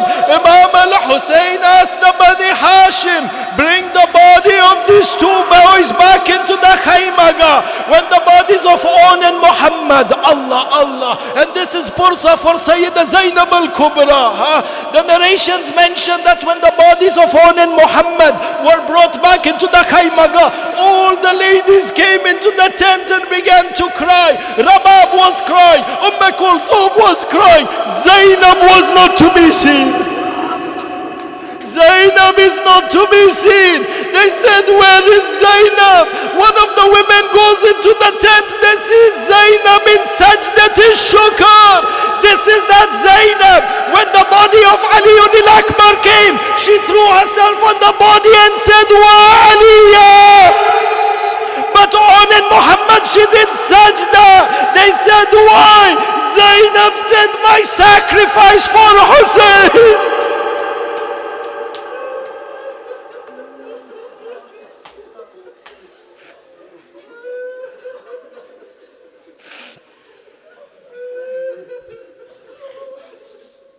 Inna lillahi wa inna ilayhi raji'un. Mata mein Hussein, mata mein On wa Muhammad.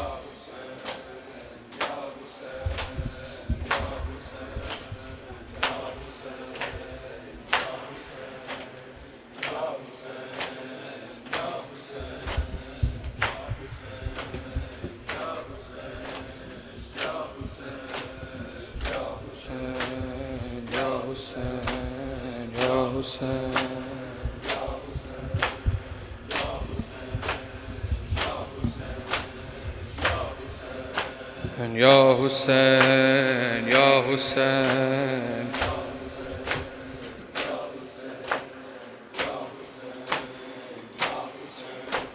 Ya Hussein, Ya Hussein, Ya Hussein.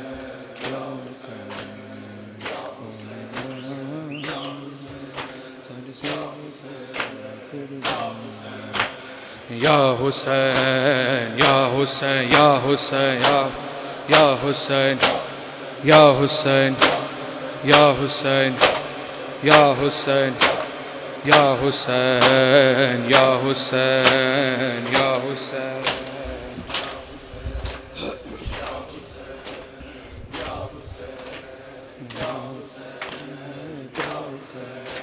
Lokane kolya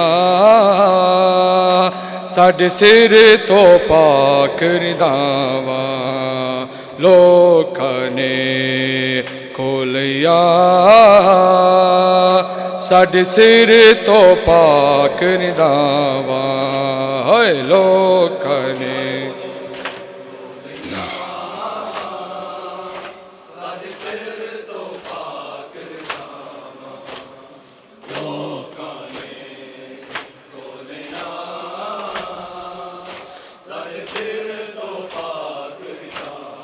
उठ वीर बहना चलिया बाबे दा घर लुटा के हाथां विच रस्सिया पाके उठ वीर बहना चलिया मेरी चादर भी ना रही सिर ते तैनू वीर नमाजी मैं किवे कफन पुआवा लोकां ने कोलियां साडे सिर तो पाक रिदावा लोकां ने साडे सिर तो पाक रिदावा लोकां ने कोलियां साडे सिर तो पाक रिदावा हो बाबा कोई नहीं सुनदा करबल दी सरजमी ते ज़ैनब दिया सदावा लोकां ने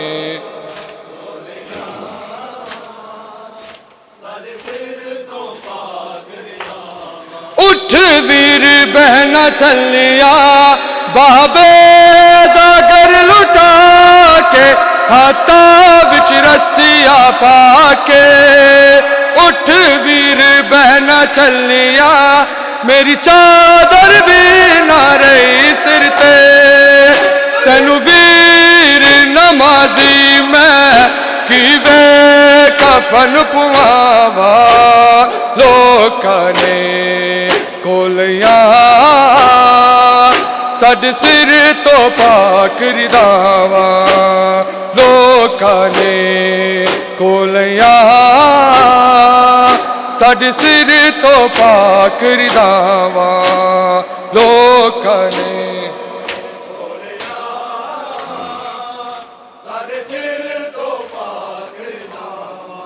हो बाबा कोई नहीं सुनदा करबल दी सरजमी ते ज़ैनब दिया सदावा लोकां ने माशाअल्लाह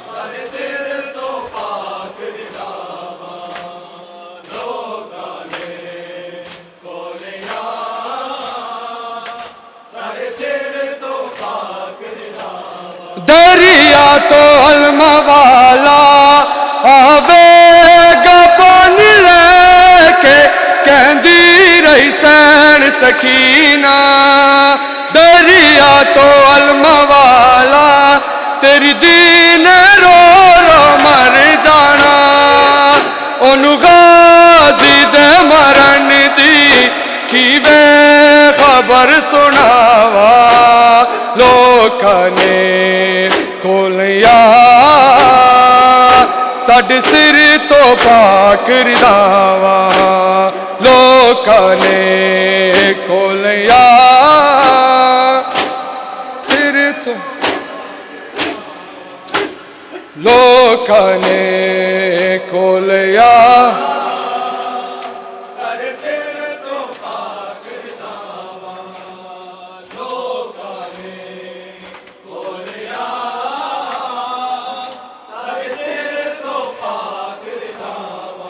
हो बाबा कोई नहीं सुनदा करबल दी सरजमी ते ज़ैनब दिया सदावा लोकां ने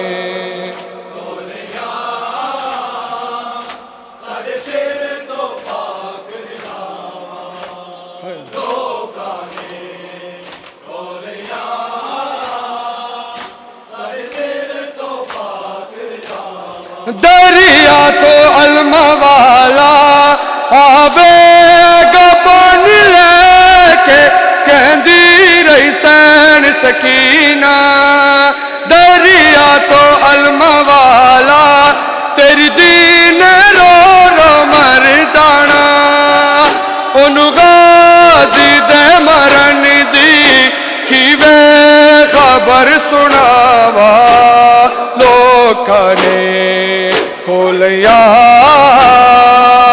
साडे सिर तो पाक रिदावा लोकां ने कोलिया साडे सिर तो पाक रिदावा है लोकां ने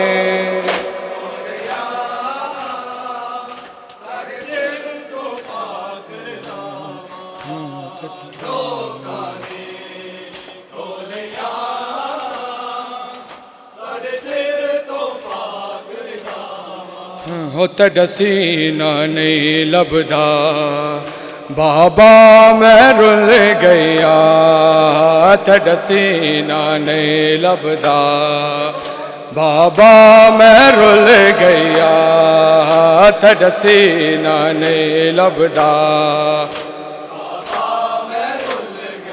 ओ इंजलत है दूर मेंढे इंजलत है दूर मेंढे तकुरोना भूल गया तड़ा सीना नहीं लभदा माशाअल्लाह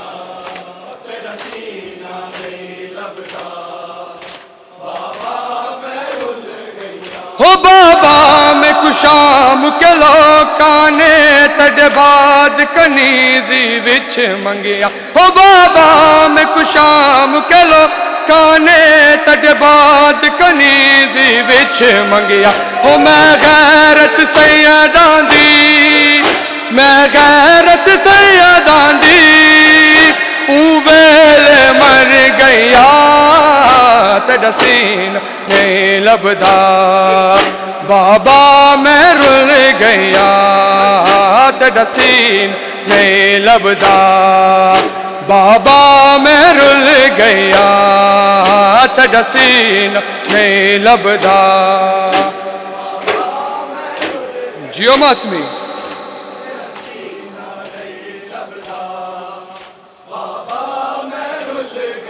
हो इंजलत है दूर मेंढे इंजलत है दूर मेंढे ते कुरोना भूल गया तड़ा सीना नहीं लभदा बा तड़ा सीना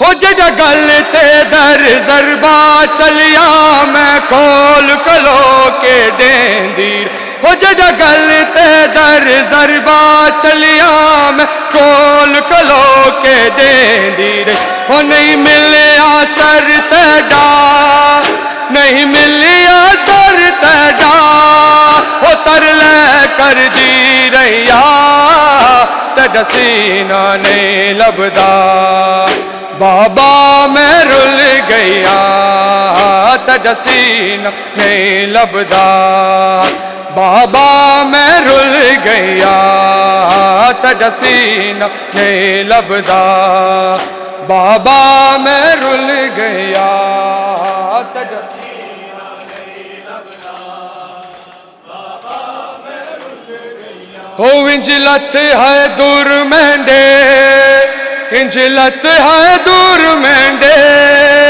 ते कुरोना भूल गया तड़ा सीना नहीं लभदा बाबा मैं रुल गया तड़ा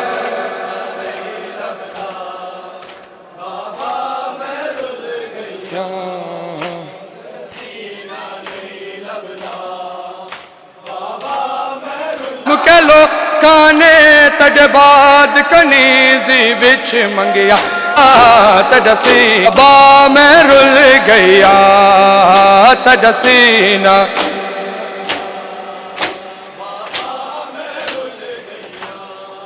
हो इंजलत है दूर मेंढे, इंजलत है दूर मेंढे, तकरोना भुल गया तडसीना नहीं लग।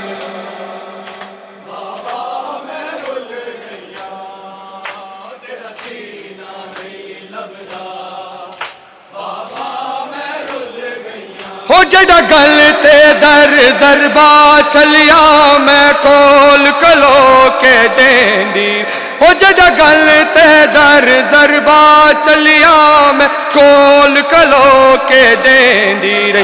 हो नहीं मिलिया सर तेड़ा, नहीं मिलिया सर तेड़ा, हो तरले कर दी रैया तडसीना नहीं लभदा। बाबा मैं रुल गया तडसीना नहीं लभदा। बाबा मैं रुल गया तडसीना नहीं।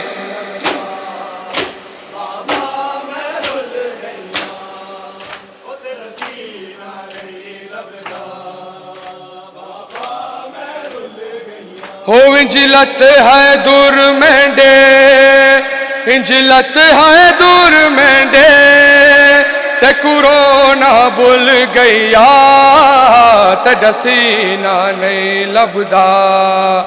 बाबा मैं रुल गया तडसीना।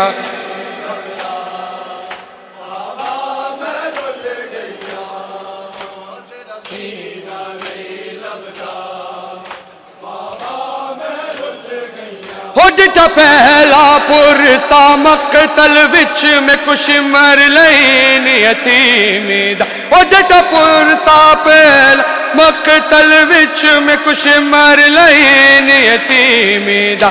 इंज जालिम हथ चाया, इंज जालिम हथ चाया, मैं खाक ते जण पया तडसीना नहीं लभदा। बाबा मैं रुल गया तडसीना नहीं लभदा।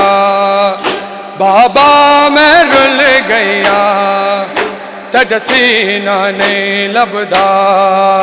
बाबा मैं रुल गया।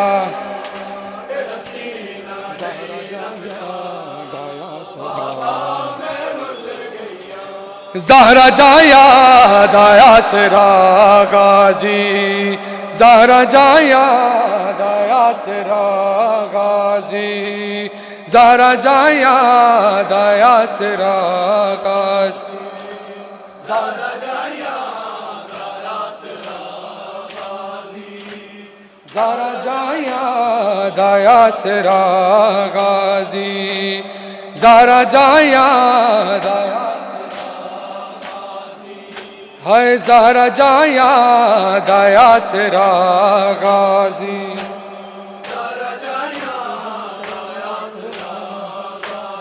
अज भी बिनते हुसैन रोंदी है, अज भी बिनते हुसैन रोंदी है, अज भी बिनते रोंदी है, अज भी बिनते हुसैन रोंदी है।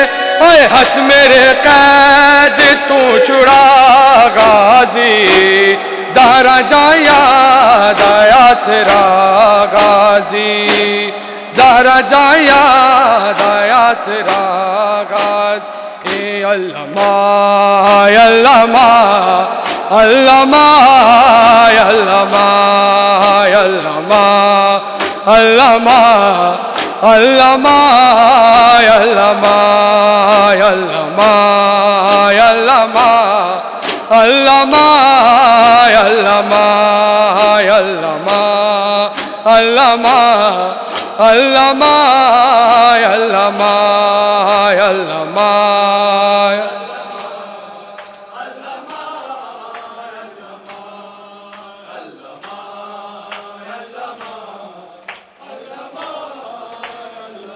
हाय गुस्ताखों के हजूम में, गुस्ताखों के ज़ैनब की दरमियान अल्लामा अल्लामा allama allama allama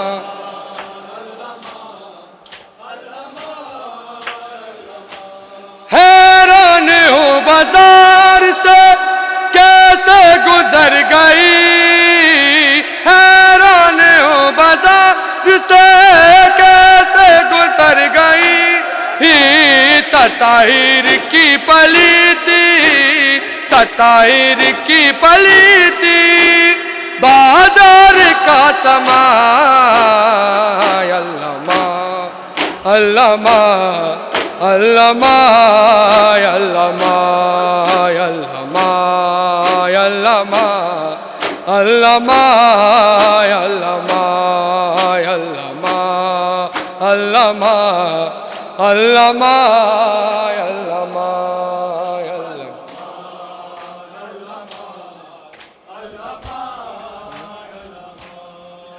अल्लामा हाय गुस्ताखों के हजूम में गुस्ताखों के मुँह में ज़ैनब दर में आय अल्लामा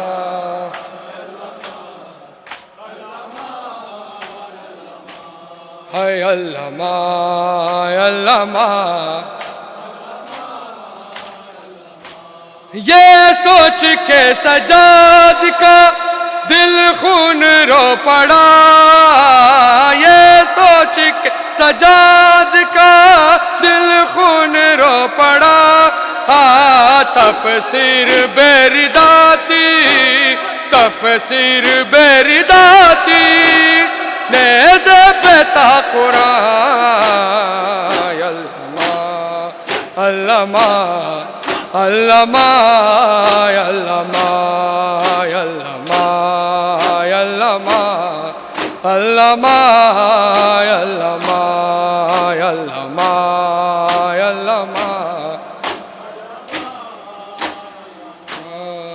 अल्लामा अल्लामा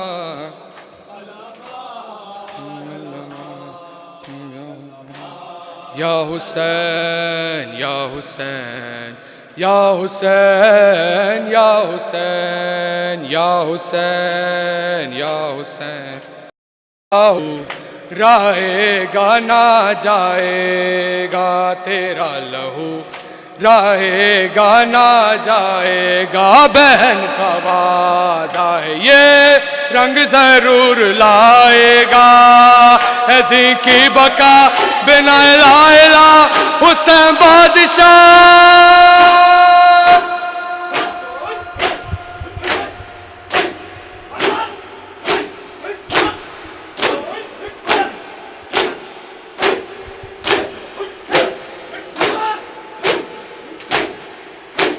बर मोहम्मद वाले मोहम्मद सल्लल्लाहु